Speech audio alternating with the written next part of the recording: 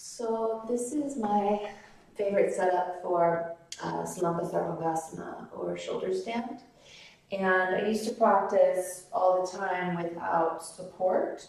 And I noticed that over the years, I had started to get a little bit of not injury quite yet, but just tension in my neck, constriction in my throat, which limited my breathing capacity.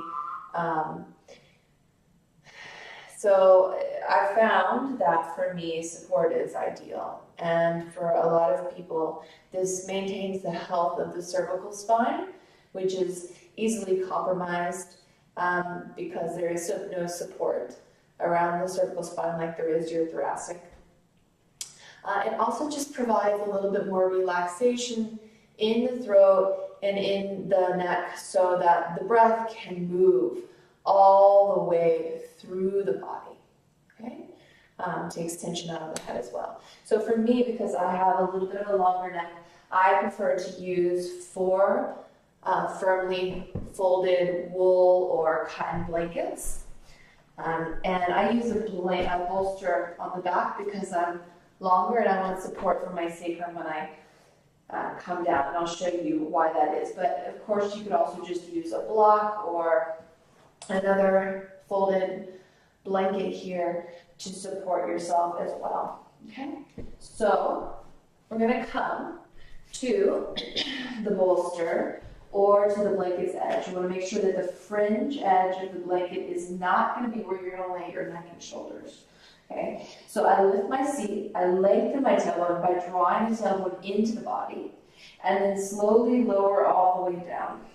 I want to check with my hands to make sure that my neck is softly rolling over the back edge of the blankets, and that the top ridge of my shoulders is in line with that back edge of the blankets themselves.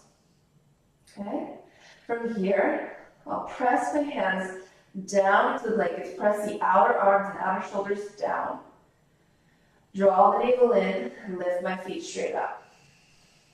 Take my ponytail holder out so that there is evenness across the back of my head.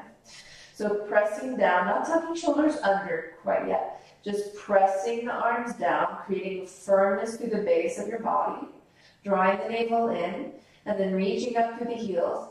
Pull the navel in and lift your legs up and over into halasana or cloud pose.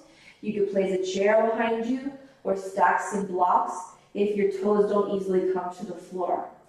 Now, I learned this from Richard Rosen in a workshop this weekend, but it's basically the same position my arms come into. It's just a little bit more of an easily viewed way to get there. Bring your hands back, elbows point up, and then shrug the shoulders into the back of the body, one at a time or both together, pressing the fingertips down to the floor. Okay, elbows point up, press the fingertips down, and shrug the shoulders, not towards each other, but towards your seat. So the base of the shoulder tips are going to widen, and then the shoulders blades move into the body, not into each other, but into the body. Hip creases lift. From there, I bring the elbows down, letting them graze the sides of my ribs, and then bring the hands into the low or even the mid back. Now, it may be more accessible to lift one leg at a time. To do that, I'll stretch one leg up, internally rotate the thigh, move the tailbone and the sacrum deeper into the body, and then float the other leg up, pressing down into the outer edge of my arms and reaching my elbow points away from the back of my heart. Never look side to side, even with the support of your neck. Relax the base of your neck, that little valley in the throat. And breathe in and out through the nose. You can bring the tip of your tongue behind your two front teeth, and then slide it along the soft palate of your mouth until your tongue folds in half. And then press the back of your tongue into the soft palate of your mouth to create a little bit of space. Now here I'm reaching up through the inner edges of my heels and through the big toe knuckles. So the outer edge of my leg is lengthening.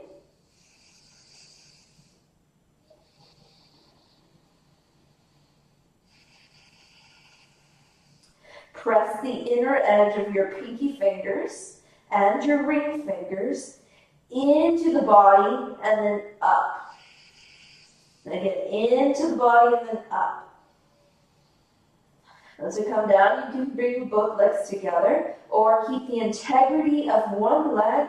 Slowly bring the other leg down. Really reach up through that supported leg.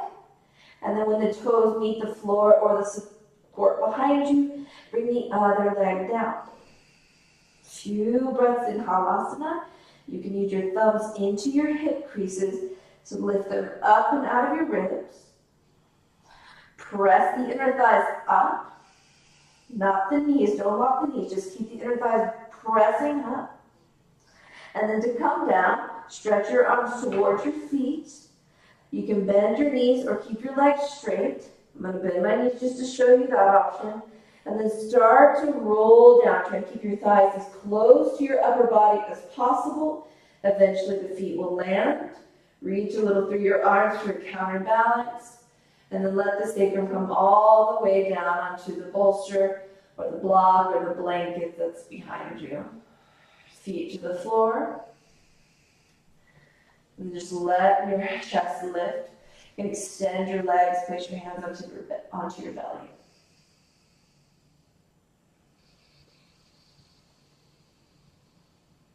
At this point, if you'd like to take Matsyasana, it's recommended. Or you can just you can even take away the support underneath your seat and just let your upper body arch over the props. It is more subtle opening through the throat. And to come up, bend your knees, slowly roll to one side, and let the head trail as you rise.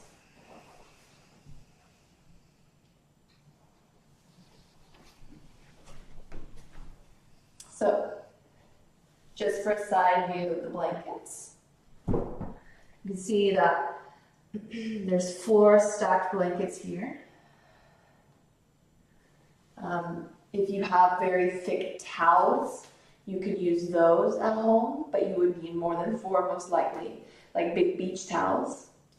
If you have foam pads, so those like balance pads, the heavy-duty foam pads, you can use 1 or 2 of those with a blanket on top. There are other variations using a chair or just taking legs up the wall with support under the sacrum. I'll show those in a later video, sure. But this is nice support for Salamba Sarvangasana. If you are at all nervous about your neck, the flattening of the cervical curve, or if you would just like to have a little bit more freedom in your breathing, which is really the main objective for me in all things. Namaste.